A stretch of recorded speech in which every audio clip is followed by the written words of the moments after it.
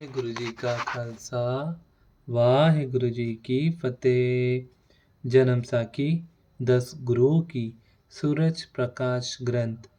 साखी गुरु गोबिंद सिंह जी की। गांव रायकोट चौधरी कल्ले के पास छोटे साहिबजादों की शहीदी की खबर। हेरात से अपने सिखों से पलंग उठवाकर गुरुजी रायकोट गांव के बाहर ही पहुंचे थे कि आप जी का आना सुनकर गांव का चौधरी राय कल्ला आप जी को बड़े आदर से आकर मिला। कल्ले का प्रेम और श्रद्धा को देखकर गुरुजी ने उसे कहा कि अपना कोई भरोसेमंद आदमी भेजकर सरहंद से छोटे साहिबजादों और वृद्ध माता जी की खबर जल्दी मंगवाओ।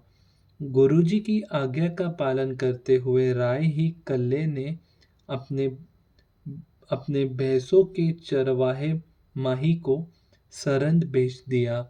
दूसरे दिन शाम को माही ने सरहंद से वापस आकर बताया कि साहिबजादों को सुबह सरहंद ने नींव में चिनवा कर शहीद कर दिया है और वृद्ध माता जी उनके वियोग में शरीर त्याग गए हैं।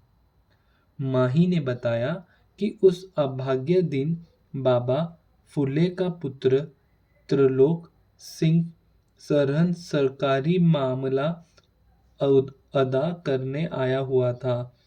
उसने माताजी और दोनों साहिबजादों के शरीर का बड़े आदर से संस्कार कर दिया। यह शहीदी साका 13 पोष 1769 विक्रमी को हुआ।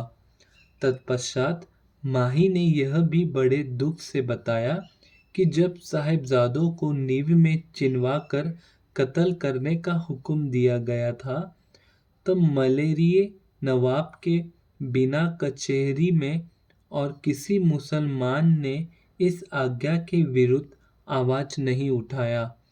माही की जाबानी यह सारी वार्ता सुनकर गुरुजी ने अपने तीर की नोक से एक काही के वृक्ष को उखाड़कर क्रोध से वचन किया कि इस जालिम तुर्क राज्य की जड़ से इस तरह उखाड़ी जाएगी जिस तरह इस पोछे की।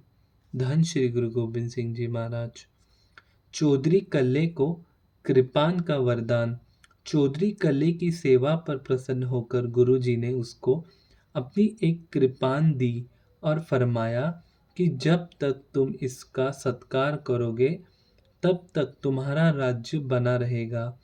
यदि इसका अनादर करोगे अथवा इसे गले में पहनोगे तो तुम्हारा राज्य जल्द ही नष्ट हो जाएगा।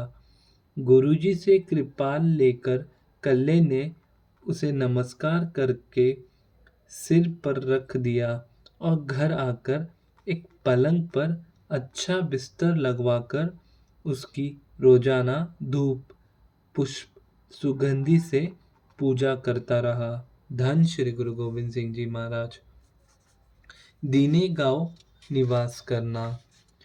राय कल्ले को खुशी बख्शकर गुरुजी उच्च के पीर के वेश में ही अपने पलंग को उठवाकर जोधराय के पुत्रों चौधरी लखमीर समीर और तखतमल के पास दीने गांव पहुंच गए।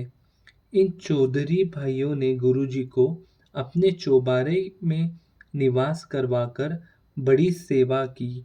यह गुरुजी ने बहुत दिन ठहरकर आराम किया और सेना इकट्ठा करने के लिए इलाके में बहुत सारे बराड भर्ती कर लिए। योद्धाओं के लिए घोड़े और शस्त्र खरीदने आरंभ कर दिए। अपने पास एक अच्छा जत्था तैयार कर लिया। यहाँ ही आप जी को भाई रुपए की संतान भाई परम सिंह तथा धर्म सिंह अपने गांव भाई रुपए से एक सुंदर घोड़ा, एक सफेद चादर, पोशाक और कुछ धन भेंट लेकर मिले और साहिबजादों की शहीदी का अफसोस करके बहुत रोए।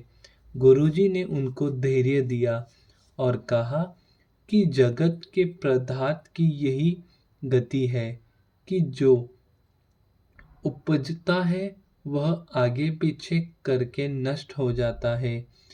कोई स्थिर नहीं रहता, एक आत्मा ही स्थिर है। इत्यादि वचन सुनकर दोनों भाइयों ने धैर्य करके प्रार्थना की कि सच्चे पातशाह, यह नीला वाना उतार कर सफेद पोशाक पहन लो। गुरुजी ने उनकी श्रद्धापूर्वक प्रार्थना स्वीकार करके नीला वस्त्र उतार कर सफेद वस्त्र पहन लिया। धन श्री गुरु गोबिंद सिंह जी महाराज। वाहे गुरु जी का खालसा, वाहे गुरु जी की फतेह।